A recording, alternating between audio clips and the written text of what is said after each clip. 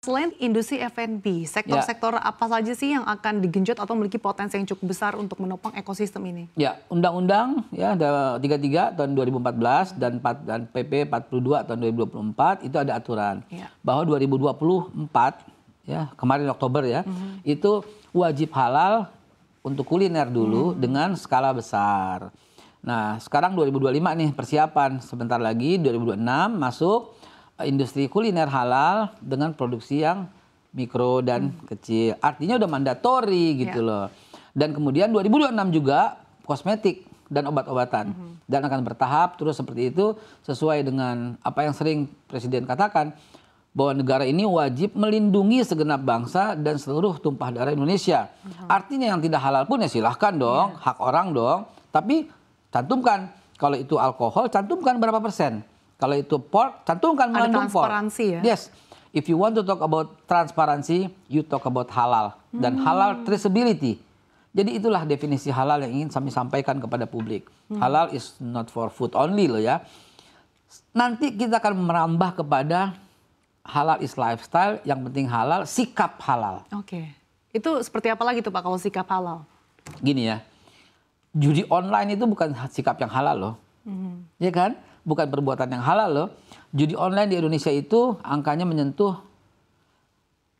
65 miliar US dollar, itu setara dengan 1.173 triliun per tahun. Nilai yang fantastis. 5 tahun berarti 5.500 triliun per tahun.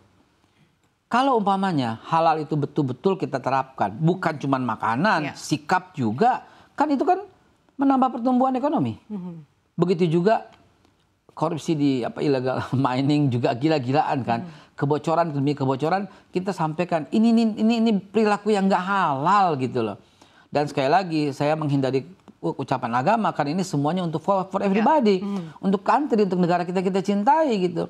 Yuk, makanannya halal, sikapnya juga halal. Itu akan membuat pertumbuhannya jadi 8%. Oke, dan juga bisa mencapai pertumbuhan ekonomi 8% ya? Of course. Dan kita hentikan itu ya, perilaku-perilaku yang tidak halal itu ya. Oke. Lalu bagaimana upaya BPJPH untuk bisa memperkuat terkait dengan ekosistem halal di tanah air saat ini? Gini, untuk memperkuatnya, pertama kita kuatkan kolaborasi.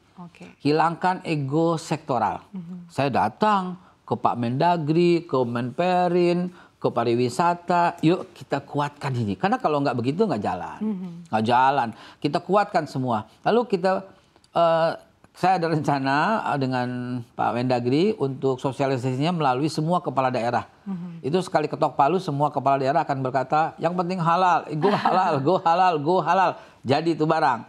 Juga akan Zoom dengan seluruh Kapolsek, ya Kapolda bersama Pak Kapolri, ayo go halal, halal lifestyle, halal untuk kita semua. Itu kalau itu terjadi sehingga semua orang kan berbondong-bondong kan mendaftar pada si halal kan, namanya kita si halal. Kita akan kembangkan menjadi si halal plus.